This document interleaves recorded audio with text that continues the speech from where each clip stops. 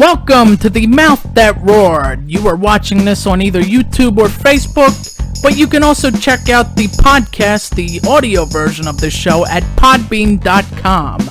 I thank you all for watching this. I hope you enjoy it. And now, here is the host of the show, Chris Sheehan. Hello, everybody, and welcome to today's edition of the Mouth That Roared, exclusively here on Podbean.com. However, you can also, like the intro states, you could go to YouTube and or Facebook and check out the video version of this show at the Mouth That Roared YouTube channel / Facebook page. Now, today's edition of this show is all about the NFL protest, the NFL, I guess you could call it the Opression movement, because let's face it, guys like Colin Kaepernick, Brandon Marshall, and a few other select players, Malcolm Jenkins being another one, all seem to think that there is some oppression going on throughout the country, which I agree with. I mean, there are certain people that are better well off than others. I guess that's how you can explain it. But at the same time, you know, the NFL is not responsible for that, in my opinion. You know, if you want to do something that regards any of that kind of stuff, then start up your own charity, start up something, your own company of some kind, but don't include the NFL in your crummy protest. I mean, that's how I look at it. The NFL is two separate things. It's supposed to be about sports. Really, that's what it is. It's about sports. It's about having fun. It's about everybody coming together to to go watch a football game and to have fun and high-five each other, and hug each other and do all kinds of shit that you do at a football game. I mean, really, maybe a drunk guy will come by and pinch your ass or something. I mean, you do something that, it's fun, People have taken the fun, though, out of football. I mean, now it's all political, it's all everything about social issues and how we can change the world. I don't want to watch that shit. I just want to play football. I just want to watch a football game. If I want to hear a political debate or any of that shit, I'll turn on CNN, thank you very much. But anyway, I digress. Now, the first topic I want to talk about today that goes with this whole NFL movement, protest, whatever you want to call it, is Colin Kaepernick. Now, I want to start off by saying that I should have said this earlier in the video, but this video will not be that much longer. It's only going to be about 15 minutes or so. I really do not want to go overboard with this, but I would like to just give a few opinions, especially about Colin Kaepernick in particular. Now, Colin Kaepernick has he's been very, productive, I guess. He's, even with not being signed to a team, he has still managed to milk every penny out of every company. And, I don't know what the hell he's doing. I don't know if he's donating it to charity. I would assume some of it is going to charity. But then again, you look at it and, maybe he's been out of work for almost a year at this point, probably a little longer. So he's probably keeping a good portion of it. And you know what? It is his money. He can do what he wants. But when he gets, for example, deals, he signed a deal just this past week with an endorsement deal with Nike. Nike has, I don't know how much he got for it, but I could imagine it's at least 7 figures. I mean, the guy, now, I don't know. I'm just really confused about this whole Nike situation. I mean, how and why would you pick Colin Kaepernick to be like your spokesperson, I mean, what the hell has Colin Kaepernick ever done to, again, contribute to Black Lives Matter or to, change the world somehow in some way? What has he ever done to do any of this? I don't understand it. I don't think I ever will understand it. And I sure as hell will never understand why Nike decided to sign him to a deal. I mean, that really irritates me, I guess. Because it's almost as if you're just picking some random guy to endorse your product. Now, Colin Kaepernick was never really that big of a player. I mean, he was only, I would say, a mediocre quarterback at best for the San Francisco 49ers. He was never that consistent or solid for that matter. But, I guess people have different opinions about him. My opinion was that I liked him as a player, but up until he started the whole national anthem protest, that's when I really said, "Fuck it, I don't want to, I don't want to be support this guy anymore." Now, as for this Nike deal, first off, I want to say this about Nike. I think Nike is honestly a bunch of, how do I put this delicately, a bunch of greedy pigs, I guess you could say. Because after all, they are making these shoes and shirts and all overseas in China and other countries where they pay these little, well, they don't even pay anybody. I mean, they give these people a few cents. That's why they're called sweatshops and all of this. Where, people just, they're forced to make clothing, they're forced to put shoes together, and yet for some reason people keep supporting this company. Now, I will admit this in Nike's case. I will say that I do, maybe I guess you could say that I am a sweatshop supporter, because after all, I do enjoy wearing Nike sneakers every now and then. I mean, I like the way that they feel on my feet. However, when I think about it, that, some little kid being tortured or whatever is making my shoes, it makes me a little upset, I guess you could say. So, but I digress. I mean, you gotta, in today's society, they make it where, you have to have Nike, for instance. Nike is the most important brand. If you don't have Nike, then nobody wants anything to do with you. At least the people that I grew up around, that was how it was. People always wore Nikes. People always said, you gotta wear Nikes or I don't want to, I don't want to be seen with you, like that kind of thing. That would be like their attitude.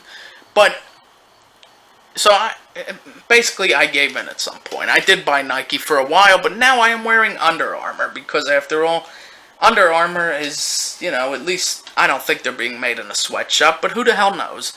Now, again, I digress, because the Colin Kaepernick situation, I mean, this guy started this whole movement, and just think that really, he doesn't even take this seriously, in my opinion. I mean, he's more of a, how do I say this delicately, he's more of a victim, playing the victim card, than he is actually wanting to change things, and do stuff, and make things better for everybody. But, you know what?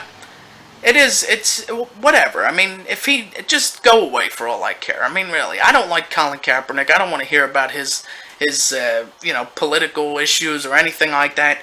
I mean, just let him, just let him talk at this point. I mean, really, he's nothing but, and really what pisses me off is when people support this guy and says that this guy is a, oppressed leader and all of this stuff. I mean, he's making more money than half of these people combined.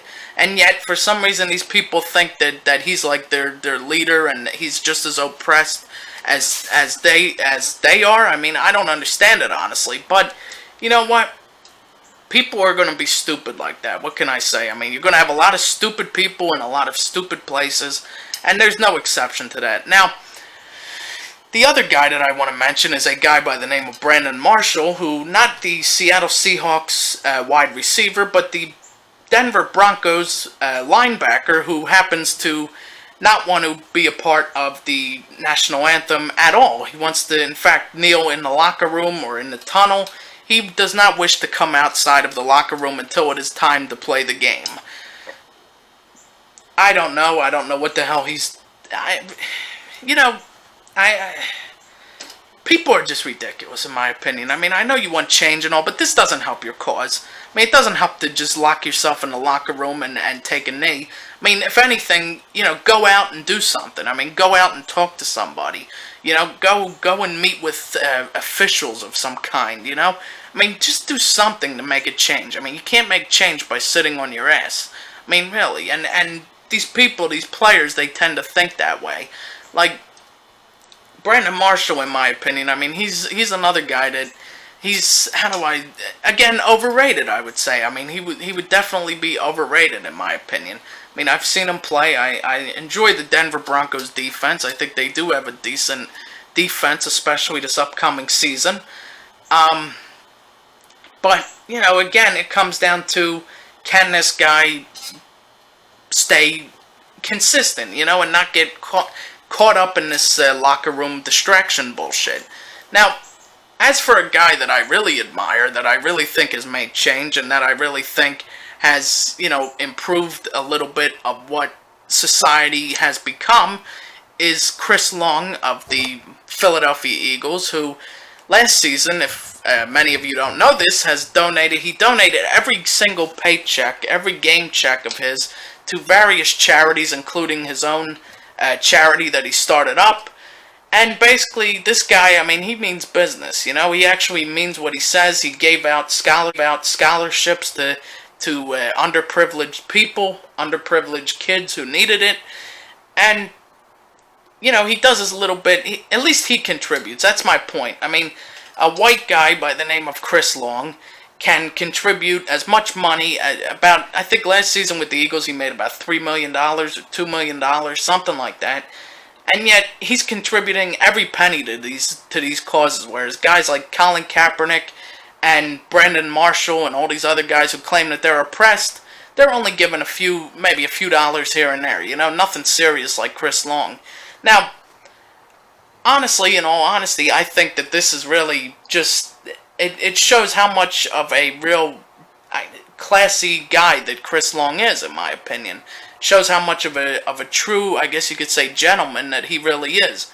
Now, as for, again, Kaepernick and all these other guys, who knows what's going to happen? I mean, who knows what they could do? I mean, really, Kaepernick, I don't see him being back in the league. I really don't. I think he's done with football, even though he's got this new sponsorship, this new, whatever it's called, Nike. He signed with Nike.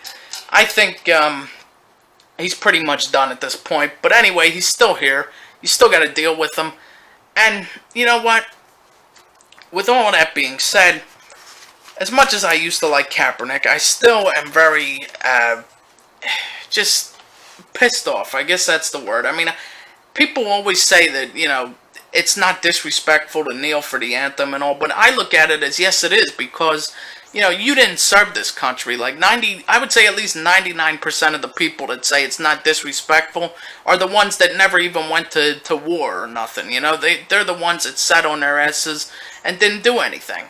I mean, I, on the other hand, granted I didn't serve or nothing, but, I mean, I happen to feel that standing for the anthem, standing for, you know, anything, whether it's the Pledge of Allegiance or anything like that, is important. I mean, it really is. For that minute long or whatever, however long the song is that you sing, it unites the whole building, so to speak. I mean, really, everybody has their hand over their chest, and they're all singing, and everybody's, you know, being a little patriotic for a change, and that's what we need more of. I mean, we need people that realize that, you know, the men and women who have served this country are the people that, you know, that's why we stand. That's the whole reason why we stand, is because of those people that sacrificed and gave up everything. So with all that being said, I'm going to wrap it up here. I want to thank you all for watching. Please remember to follow and like the Facebook page, subscribe to the YouTube channel, as well as Podbean.com. You can follow that as well. I would like to thank you all for watching, and until next time, until tomorrow's edition of The Mouth That Roared, goodbye, everybody.